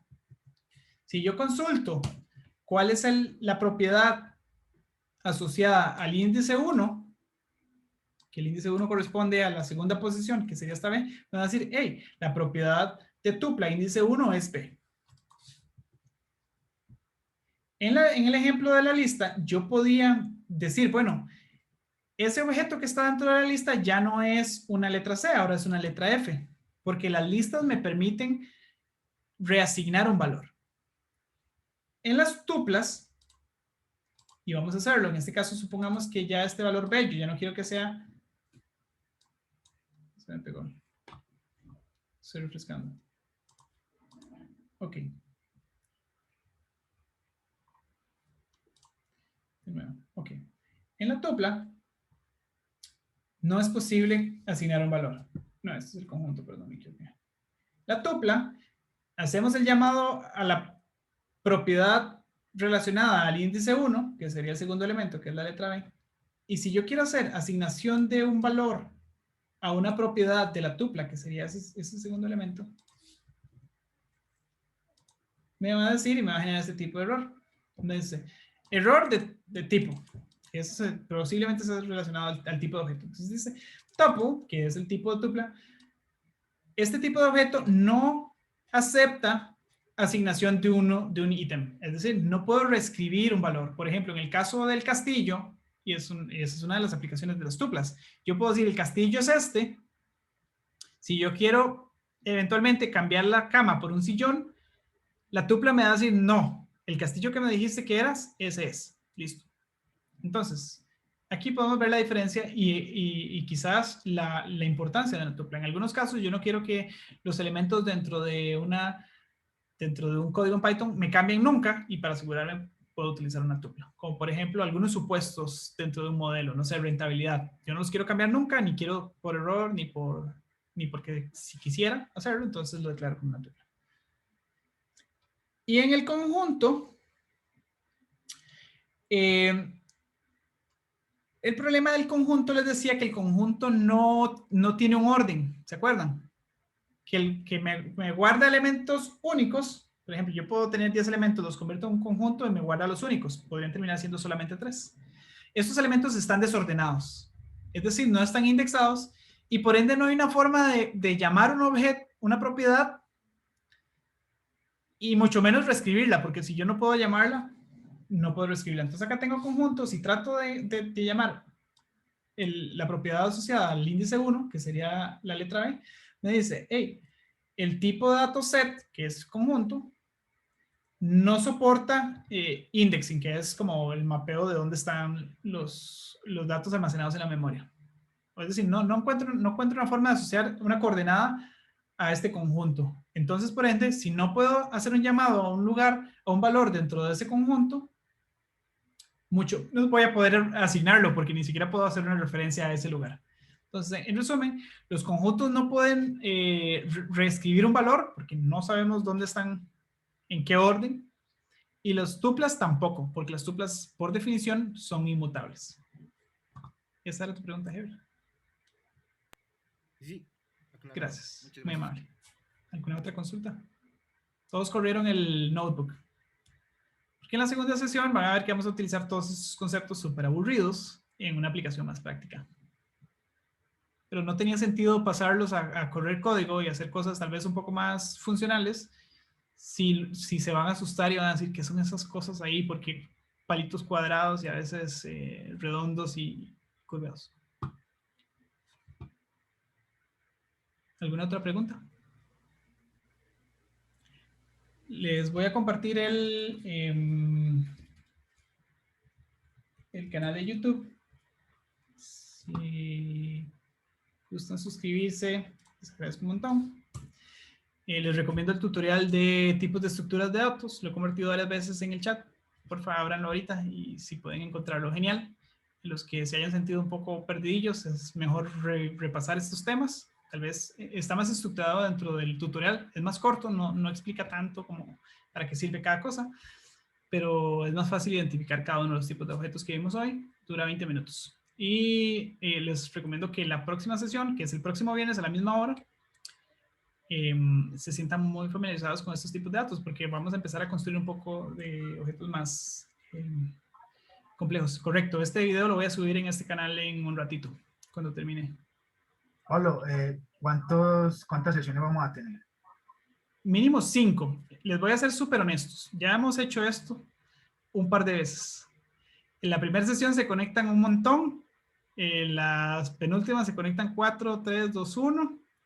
Entonces, si no se conectan suficientes, pues yo me voy a quedar ahí emocionado un par de sesiones. Pero si realmente sienten que no les agrega valor, no vamos a tener las 5. Entonces, si dicen, bueno, no, hoy no voy a participar, mañana veo el video, pues siento que tal vez no está siendo provechoso y posiblemente el tiempo de ustedes valga más en otro lado. Entonces yo les pido, de verdad, si sienten que es de valor, conéctense a las sesiones, no porque la sesión sea diferente, sino porque la sesión te obliga a tener una cierta cadencia. Es como ir a la universidad, ir a clases, te obliga. Si uno te da un link para que vea videos y tutoriales, no los va a hacer. Entonces, depende de ustedes, principalmente, pero yo les prometo 5. Podemos tener más. La próxima sesión es el próximo viernes. Pablo, ¿podrías como resumirnos en estas 5 sesiones? Bueno, ya 4 porque la de hoy ya pues, prácticamente terminó, pero en esas sesiones restantes, ¿qué vamos a ver o cuáles son como los temas así generales? Como para hacerse una idea pues también de que nos corre pierna arriba. Correcto. ¿Te está preocupando que sea muy aburrido y sencillo o que está muy complejo? No, yo estoy descubriendo el lenguaje, entonces pues yo estoy igual emocionado. Buenísimo. Estoy como marrano estrenando lazo, entonces pues... Buenísimo. Entonces, no se preocupen. Todas las sesiones van a ser súper básicas, con un enfoque básico, pero no todas van a ser como esta. Por ejemplo, la de hoy, el tema era estructuras de datos en Python, que eran los bloques. En las segundas vamos a hacer las aplicaciones de manejo de datos. Les voy a contar algunos casos prácticos. Los primeros 20 minutos no vamos a correr código en Python. Les voy a mostrar lo que se puede hacer, tal vez como para tratar de convencerlos de que esto realmente sirve para algo mucho más poderoso que estar haciendo cositas en Excel o cualquiera que sea la aplicación que ustedes tengan, porque les voy a mostrar muchas aplicaciones, no solo en manejo de datos. Entonces les voy a mostrar los primeros 20 minutos y después vamos a tener una sesión práctica de algunos de los ejercicios que les mostré. En la tercera vamos a trabajar con tablas de datos. Entonces, los que estén familiarizados con Excel y se les pegue el Excel porque con 100,000 filas ya se murió y se quedó ahí 10 minutos filtrando, vamos a ver que con un Excel de 3 millones de filas, Python ni chista, ni se preocupa. Python corre lo que tu computadora permita, pero la forma en que Python procesa los datos es mucho más ágil que lo hace un Excel, por ejemplo. En la cuarta vamos a ver un tema más de visualización de datos. Vamos a agarrar datos ya limpios y vamos a hacer algunos gráficos. Vamos a aprender a hacer gráficos de barras. Vamos a resumir tablas grandes en unas tablas más chicas con tablas parecidas a las tablas dinámicas en Excel. Y vamos a hacer algunos gráficos y visualizar. Van a ver que son 5 líneas de código que tienen que aprenderse para hacer gráficos muy chidos. Y el quinto, yo lo que les quiero es brindar la posibilidad de hacer un proyecto individual. Yo les voy a dejar una tarea de un proyecto que tienen que hacer. Les voy a dar varias opciones, todavía no las he definido, pero lo que quiero es, más allá de, en esa sesión les voy a mostrar las opciones y cuáles son los problemas que hay que resolver. pero lo que me gustaría es, y por lo general no son muchos, entonces lástima que no son tantos. Los que quieran terminar el proyecto y necesiten sesiones 1 a 1 o por Telegram, buscamos espacios durante la semana y resolvemos los problemas, ya sea en grupos más chicos, dependiendo del caso que seleccionemos, o inclusive 1 a 1. Si sienten que tal vez en una sesión de estas no se sienten tan cómodos de preguntar, podemos sacar espacios de 1 a 1 de 15 a 20 minutos y hacemos avances. Pero les prometo que va a ser orientado asumiendo que nunca han programado. Y tal vez eso desanime a muchos que están aquí, que yo sé que ya tienen experiencia en otros lenguajes de programación o inclusive en Python. Sí, a mí me interesa mucho en lo personal. Quizás hay muchos que estamos en la misma situación donde no sabemos prácticamente nada y queremos poder dedicarnos a trabajar, a conseguir trabajo de esto. Entonces, Python es una muy buena opción según escuché referencias y están buscándolo mucho en el mercado, por lo que tengo entendido. Así que es muy valiosa la información y el espacio y te agradezco, y bueno, creo que en nombre de todos, por habernos dado la oportunidad de acercarnos a este conocimiento. Muchas gracias, Jonathan. A ustedes por participar. Sí, también quería agregar otra cosa. También es importante aprender lenguajes de programación porque toda la tecnología básicamente está migrando hacia allá. Por ejemplo, yo tengo experiencia en el área de redes y con Software Defined Network todo se va a migrar hacia allá en lenguajes de programación y uno de ellos que se puede utilizar en ese campo es Python, ¿verdad? Entonces, por eso es importante y sacarle el provecho a este curso, ¿verdad? Gracias, TX. De hecho, Python es uno de los lenguajes que es más versátil. No es el mejor en algunas áreas específicas, pero es muy versátil en cuanto a áreas de aplicación. Puedes utilizarlo para administrar bases de datos, gestionar servidores y hacer hosting de sitios web, puedes hacer machine learning, ciencia de datos, no sé, procesamiento de imágenes. En aplicaciones, puedes hacer aplicaciones desktop, etcétera. Hay otros lenguajes que son mejores en cada una de esas aplicaciones, o tal vez no mejores, sino más específicos y tal vez un poco más desarrollados. Pero Python tiene un área de aplicación tan amplia que, o sea, posiblemente, no les quiero mentir, la tasa de desempleo de las personas que sepan Python es más baja, no significa que es trabajo garantizado, que en otras industrias y en otros campos. Lo otro Amigo, es muy buenas. Dale, Jesús, dale, adelante. Buenas noches, ¿cómo estás? Un gusto saludarte. Igualmente, muchas gracias, Jesús. Me parece muy interesante lo del curso y espero seguir aprendiendo con respecto a ello. Sí quisiera que por favor me repitieras el horario o los días que vas a dictar. ¿Va a ser continuo o una vez a la semana? Es una vez a la semana, los viernes. Había hecho una encuesta para ver qué día y había quedado que el viernes hasta ahora. Yo sé que es un poco incómodo para Sudamérica porque ya es de noche. Sí, no, lo que pasa es que yo llegué exactamente a las 8 en punto y me perdí ciertas cositas. Este video tú lo vas a subir, ¿cierto? Cierto, les llega en un ratito en el canal, unos 20 minutos, pero subiendo. Perfecto, perfecto. Entonces ya pronto estaremos conversando y siguiendo aprendiendo. Gracias, Espero Jesús. que los compañeros de los otros países podamos estar en contacto y cualquier duda aclararnos entre todos. Por el chat de Telegram, súper bienvenidos. Pregunten así lo más bobo que sea. ¿Cómo entré a Colab? Pregunten. O sea, para eso es ese chat. Más bien ahí hay personas avanzadas, pero más bien la expectativa es que las personas que quieren tratar de parecer avanzadas, ese no es el canal. Hay otro canal, porque ese canal es para apoyarnos entre nosotros. Ah, bueno, excelente, hermano. Agradecido por todo. Muchas gracias, Jesús. ¿Alguna otra consulta? Voy a ver el chat a ver si hay algo. Muchas gracias, Rodrigo. Ok, Bruno, Python. ¿Por qué Python y no sé? Porque Python es mejor. No. Lo que he visto es que la sintaxis de Python es más sencilla porque Python es un lenguaje de más alto nivel que C. De hecho, creo que Python está construido sobre C. Es decir, al final lo que corres creo que es C+. Entonces, no es que uno es mejor que el otro. Entonces, lo que pasa es que Python simplifica un montón y se llama lenguaje de alto nivel porque se parece más al lenguaje que utilizamos los seres humanos. Verbos, palabras, como operaciones, algunos procesos o códigos en Python se parecen mucho a estar hablando tal vez sin preposiciones y sin palabras cortas, al lenguaje humano. Entonces, por eso se llama de más alto nivel. El lenguaje de más bajo nivel que puede existir posiblemente es código binario, o no sé, hay lenguaje de máquina. Esos lenguajes no se parecen para nada a nuestro lenguaje, entonces no son tan fáciles de aprender y de dominar y no son tan prácticos para hacer cosas de forma rápida. Posiblemente esos lenguajes sean más rápidos haciendo un proceso una vez que ya uno los tenga dominados o haya creado el software. Por ejemplo, C++, entiendo, no me consta, que es más eficiente en procesar datos, más rápido. Pero eso no significa que te sea más rápido llegar a ese punto, porque puede que el código sea mucho más complejo. Entonces, Python, porque es el más fácil, tiene el balance entre más fácil y más áreas de aplicación. Gracias. Pablo, una pregunta. ¿Vos solo trabajas en Python? O sea, ¿vos no tocas otros lenguajes de programación? No, es que de hecho Python es un lenguaje orientado a objetos. Tiene una sintaxis muy similar a otros lenguajes orientados a objetos, como JavaScript, como Java, Kotlin.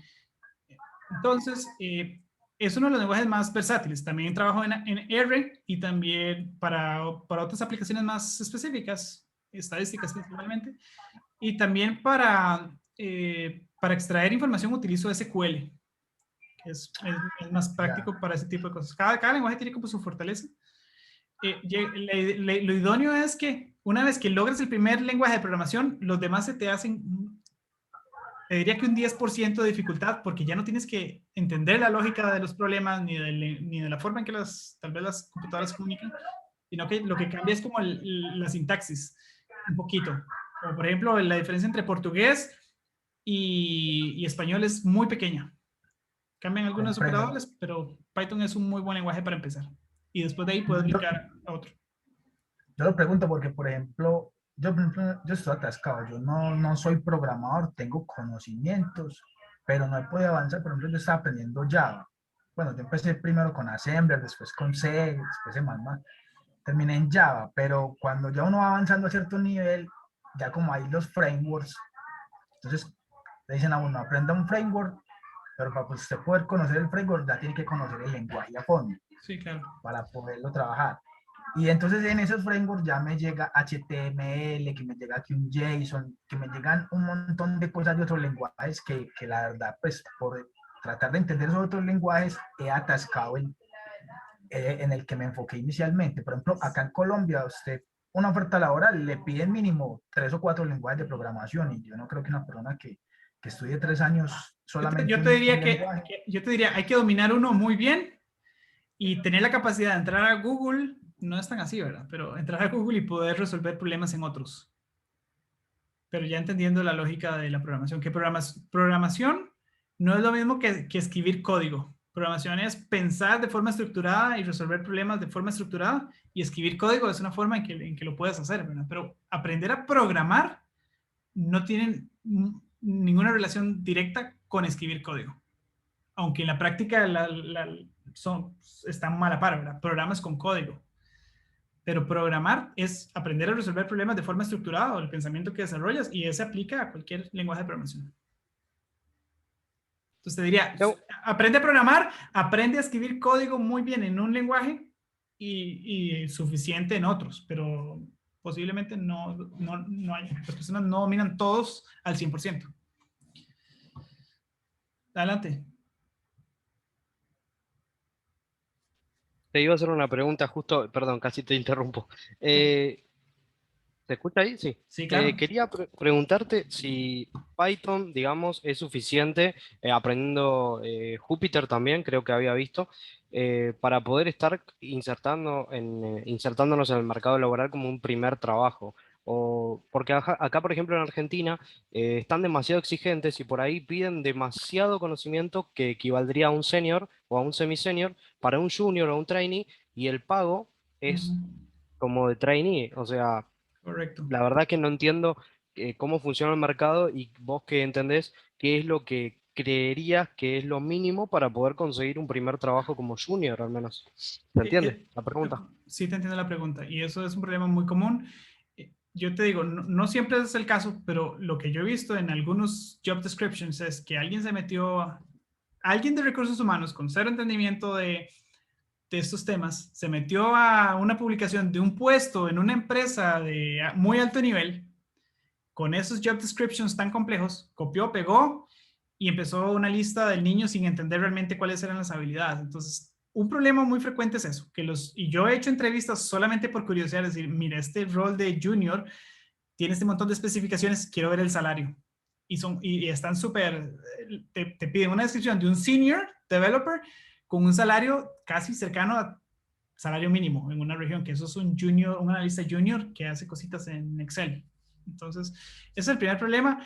El segundo es, depende de la empresa. Si es una empresa grande y tienes, no grande, sino una empresa, no sé, Microsoft, Google o alguna empresa en tecnología, posiblemente las descripciones de los puestos sí estén muy reflejando la necesidad. Si es una empresa chica, quizás no tan ávida, posiblemente puedas, con menos habilidades, entrar.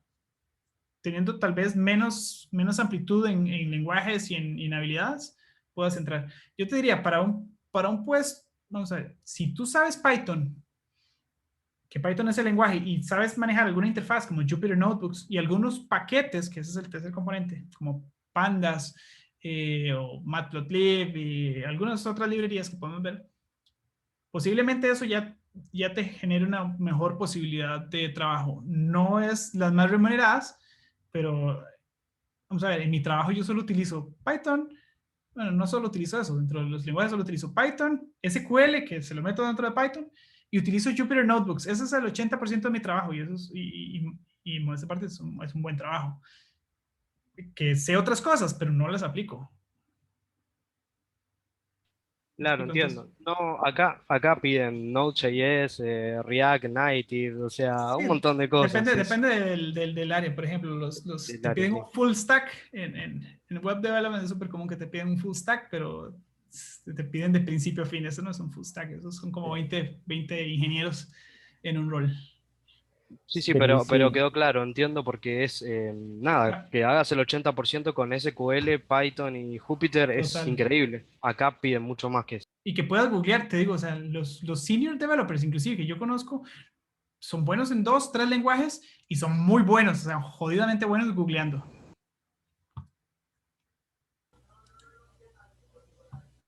Pablo, si yo me quiero enfocar como hacia el área del backend, una vez logre como dominar Python y esto, ¿cuál sería como el otro pasito pues ahí para ir cogiendo más cancha en el backend? Súper bueno. Backend me refiero a backend en desarrollo web. Exacto. Okay. Bueno, hay varias interfaces, hay varios frameworks. Un framework, y eso te lo digo que estoy sesgado porque es el único que he hecho, que es el framework de Django. Para mí es súper fácil de usar, es muy escalable y tiene mucha cobertura en funcionalidades. El otro framework es Flask.